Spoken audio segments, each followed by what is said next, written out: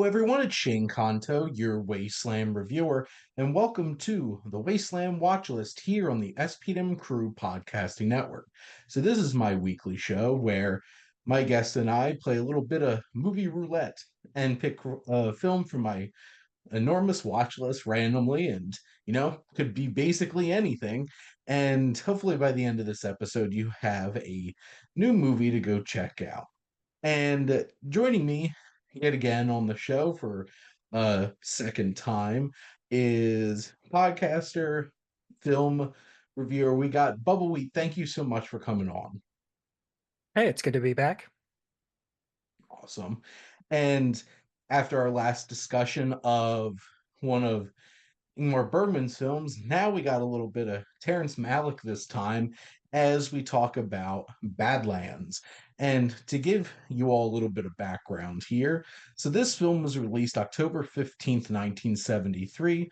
It's a 93-minute film on a budget of $300,000, starring Martin Sheen and Sissy Spacek. You incorporated James Taylor's uh, song Migration as the theme for the film. This was Malick's directorial debut first feature film, loosely based on real life murder spree of Charles Starkweather and Carol Ann Fugate in 1958. Received high praise critically upon its release, and in 1993 it was put into and preserved by the National Film Registry and Library of Congress. Malick was a protege of Arthur Miller, and Malick began work while at the American Film Institute. Malick raised about half the budget for this film on his own. This was also only Sissy Spacek's second film role. Sheen was inspired by James Dean for his performance, and I think that's pretty interesting, and you could probably tell that upon watching the film. Malick was hesitant about casting Sheen due to his age because he was a little bit older than he was anticipating having the character. A lot of onset tension between the crew and Malick occurred, and they went through like three cinematographers on the film. Mhm. So there's a lot of tension there putting this film together. But what were your general thoughts on Badlands? I thought it was an interesting movie. It's just I this is one of those movies I feel like I probably said the same thing about Cries and Whispers. Mm, I had absolutely zero background with what this mhm, movie was before I started it. I just knew it was 1973. Um, and then I think I saw the poster that it was Martin Sheen and Sissy Spacek, and that was the mhm, beginning and ending of what I knew about the movie before starting it. And I will say that the pacing I think is a little bit slower. mhm. It did remind me, which again I came to this on my own without reading the trivia, but it reminded me a lot of Natural Born Killers, which Mhm. apparently that was also based on the same real life crime couple. There you go. So that made a lot of sense, and this definitely feels like kind of a precursor to Natural Born Killers. Only I think this one is a lot more sympathetic to the Holly character, the female character in this Mhm. because I did read that even though like the real life woman said that she was even less complicit in the murders, that she was basically kind of a more of a kidnap victim. And this movie shows her as kind of an inactive participant, Mhm.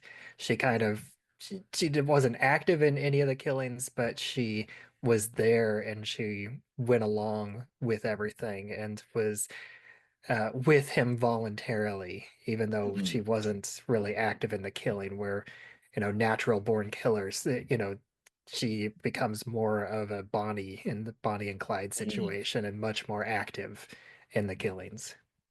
Well, and that's an interesting point too, because obviously this film came out not too many years after Bonnie and Clyde. And I think on the surface, obviously, we get a lot of comparisons to Bonnie and Clyde. Um, in terms of one from like a filmmaking standpoint, this is a lot less like visceral and in your face in terms of the the energy that it has compared to Yeah. like Bonnie and Clyde. And Yeah, this also movie isn't about the violence or glorifying the mhm, violence. This is pretty much like more from Holly's perspective, to mhm. where these killings just kind of keep happening. It's like he just randomly kills people and then they move on to the next, the next town. Well, yeah, and it's definitely from that perspective of like this is a young, impressionable girl being, at least from the film's perspective, being dragged along into this whole entire situation. And her, going from being very like smitten with this man who comes into her life and being very attracted to him and to how he treats her and how this evolves over the course of the film in terms of their relationship because he's obviously a very rebellious kind of person and there's a to her who's very like shut in young woman, there's a lot of things that it's like, oh, this is very alluring about somebody like this coming into my life. But then obviously there's the baggage of him killing people along the way and her having to process that. And whether it's, you know, seems like something out of necessity or like him enjoying this.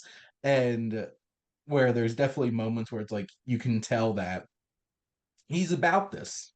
Um, whether it's like when he first shows up to her house and tries to get her to come along with him, and because obviously, I think it's important to point out too is like she's a teenager.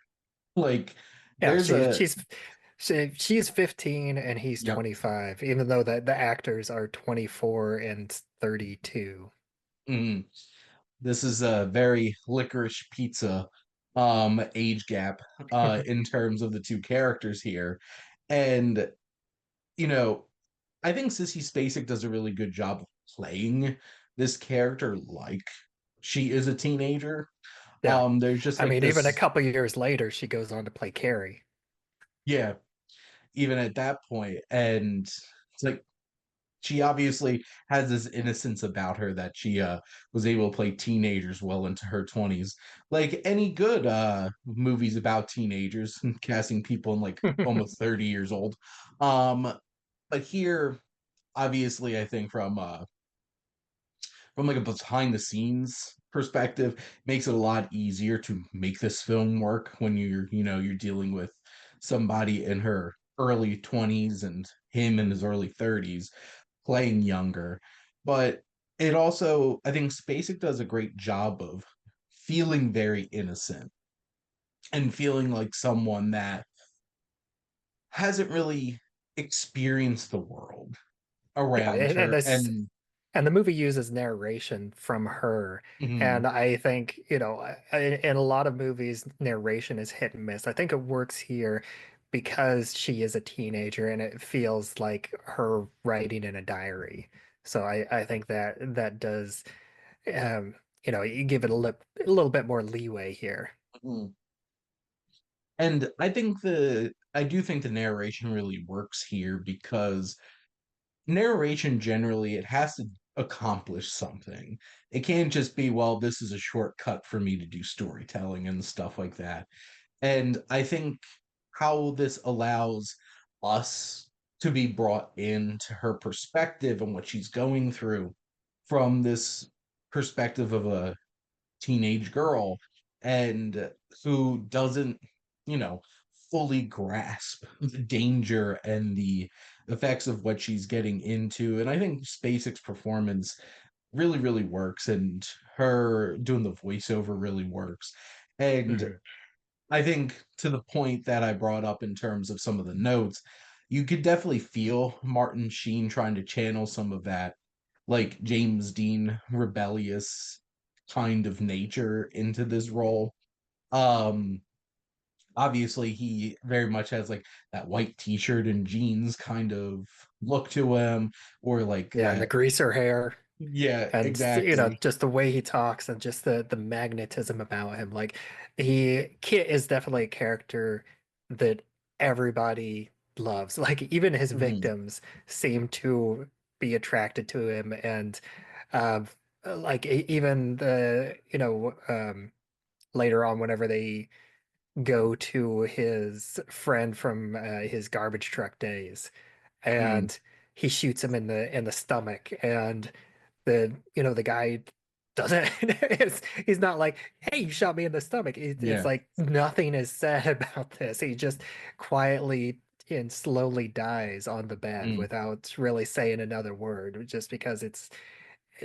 just because of the magnetism of Kit. It's like, he shot me, but he's still existing in front of me. And even whenever they get to the unnamed rich guy's house, Mhm. I think that's another scene where he's just like, we're gonna take some things, and do you have a problem with that? And he's like, no, that's fine with me, and I'm gonna take your Corvette. It's like, okay. Yeah.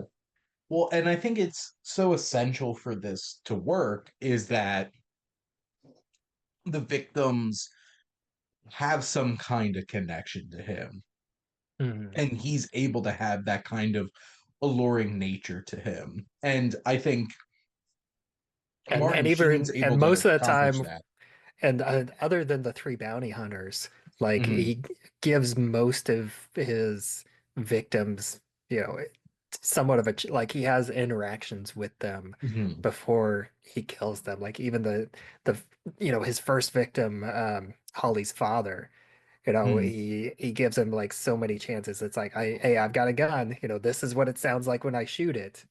Yeah. Whenever he shoots it in on the ground, and then and the father keeps going for the phone to call the authorities, and then that's whenever he finally shoots him.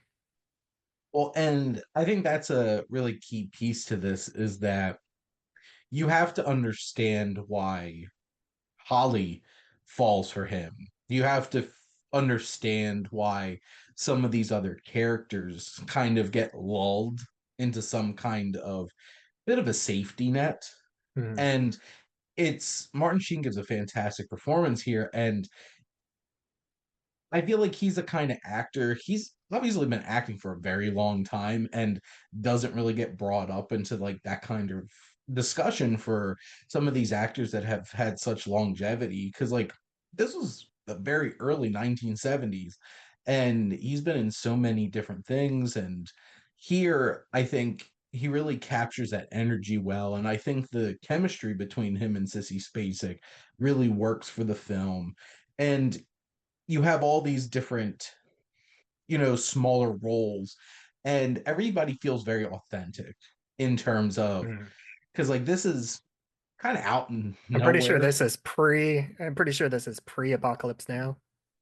Yes. So this is probably about like 5 years or so before, and obviously that was a pretty harrowing experience for Martin Sheen, seeing as he almost died making that movie.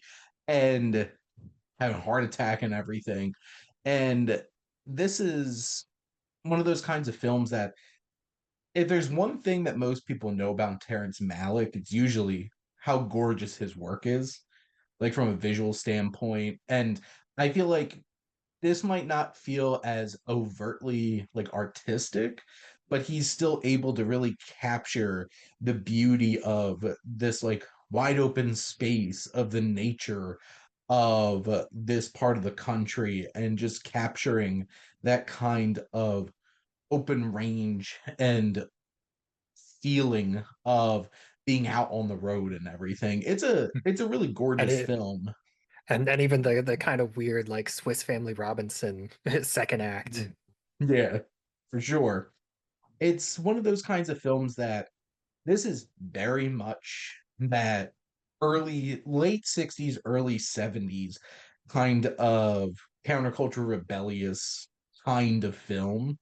And like I said, it makes a lot of sense that this kind of comes in the bit of the shadow of like Bonnie and Clyde, and which that year that came out was such a big year of shifting ideas in filmmaking and Hollywood. And I feel like this kind of film, and also for like a first film, like a feature film for a director, I think there's so much about this that just really works. And I'm really not surprised that Terrence Malick became such a big fixture in terms of filmmaking and, is still out there making films today. And he doesn't make them often, but when he does, he's still able to get some serious attention and make an impact with them for sure. Mhm. I guess, are there any other big things that stood out to you about the film that you wanted to discuss?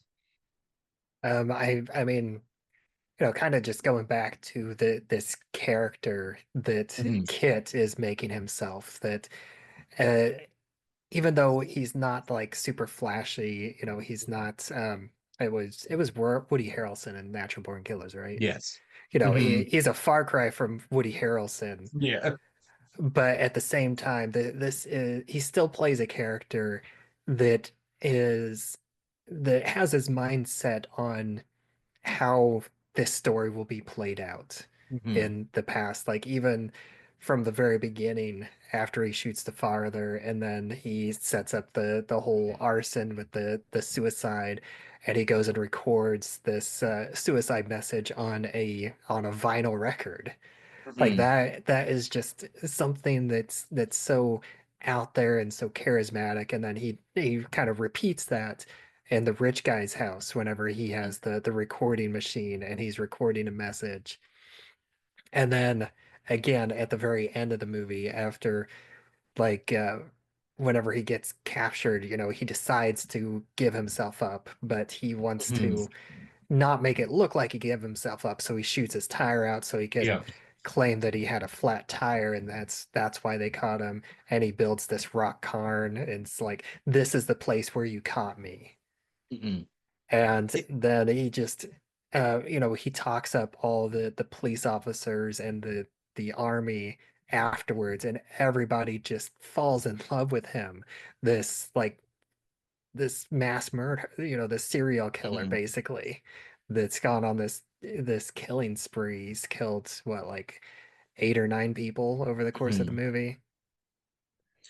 And some of those moments are very shocking in terms of like even like getting that like couple into that basement and just blindly shooting into it and stuff like that. And I thought that was very fascinating that like this man is so committed to controlling his own narrative about this to like it's an unexpected way for how this film ended because I think most films like this you would expect this to go down in a blaze of glory.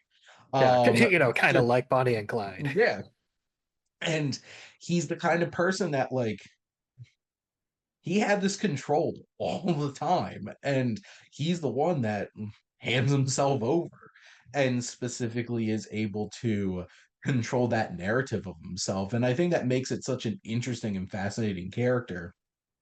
And I'll admit, obviously you brought up Natural Born Killers, like the hugest fan of that film. I remember watching that for the first time and just being like, this is way too much for me. I feel like even Quentin Tarantino, who uh wrote it, was just like, I do not like what Oliver Stone did to my screenplay. But I Um, think I watched that movie at just the right time, and I haven't mhm, seen it since. So, my memories of Natural Born Killers are my memories as, honestly, like I think late teen, early 20 was probably the last time I've seen it. So it's been over 20 years since I've seen that movie. So I'm kind of remembering it in that young adult headspace. mhm. So that's like the perfect time to watch that movie. Well, yeah, it's because it definitely has that rebellious, high energy kind of experience, and it's very in your face. And this is extremely different tonally, Mm. especially because Malik is not has no interest in taking this in fast-paced, aggressive, in your face kind of experience. You're you're in it, and it feels very engrossing in that way.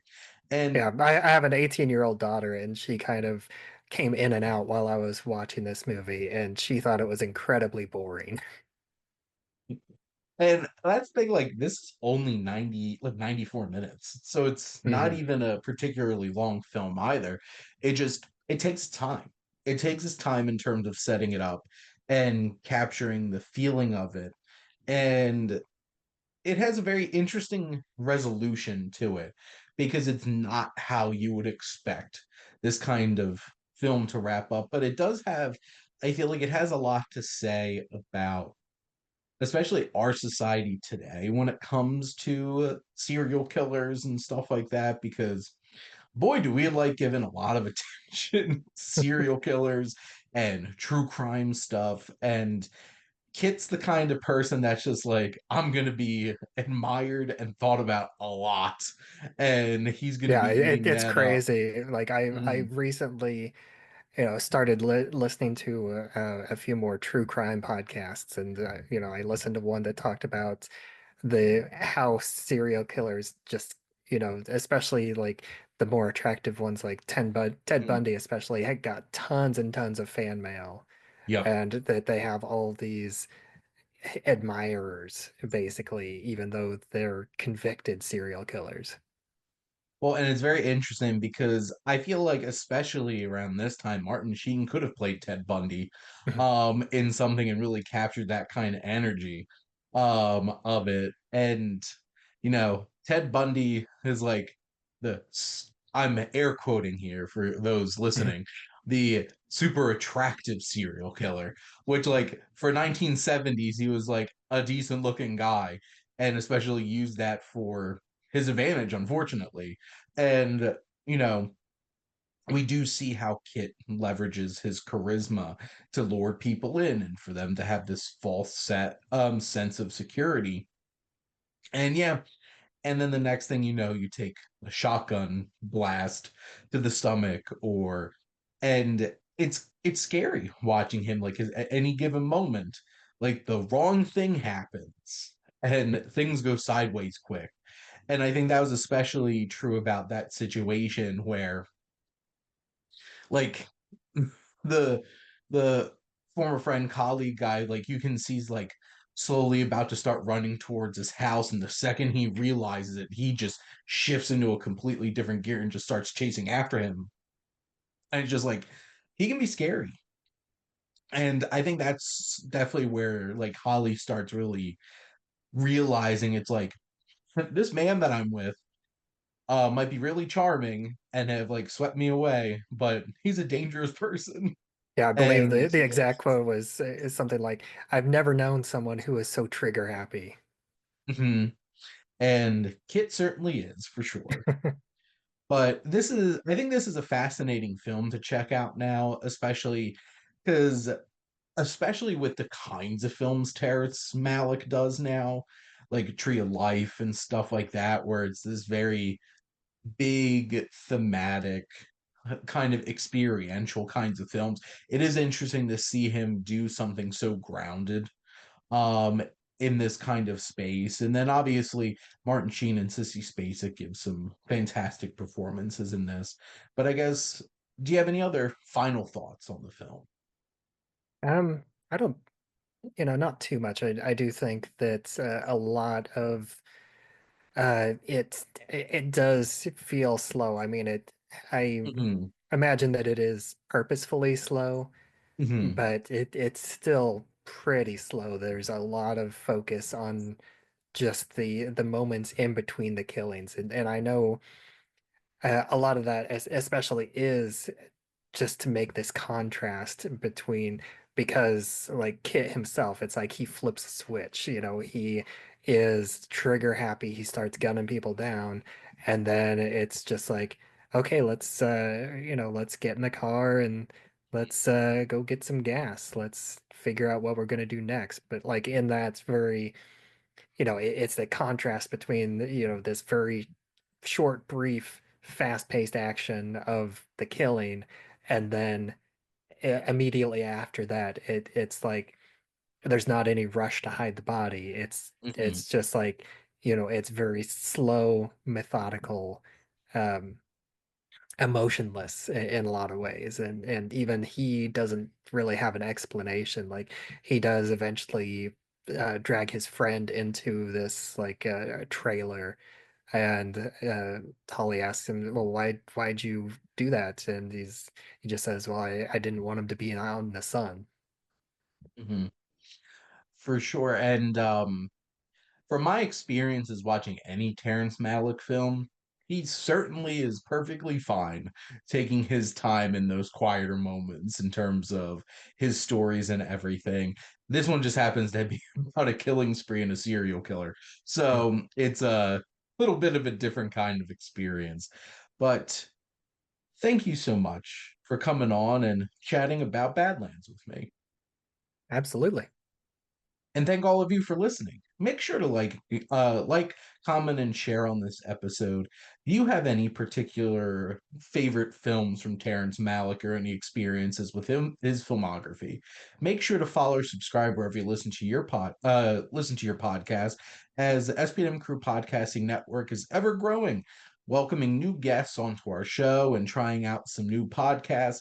I know, especially we even have a new Tolkien podcast, and they certainly know a lot about Middle Earth, talking about on there. But we have plenty of podcasts about film and television and other topics for you to all check out.